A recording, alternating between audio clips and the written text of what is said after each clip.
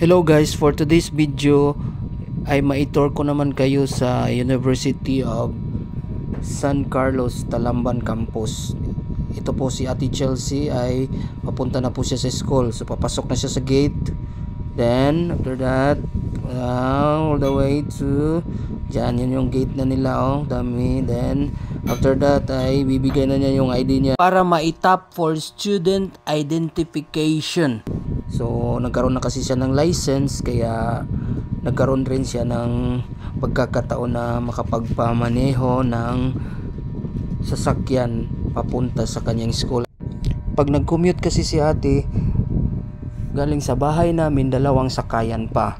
Pupunta pa siya sa Tintay Jeepney Terminal at sasakay ng Talamban Road papuntang Coron para makarating sa San Carlos.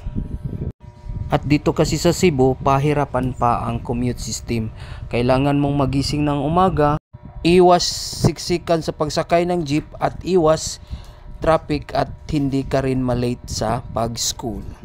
So let's go back to the road tour guys. So sana tayo, ay ito na pala, ito na yung school bus service ng University of San Carlos.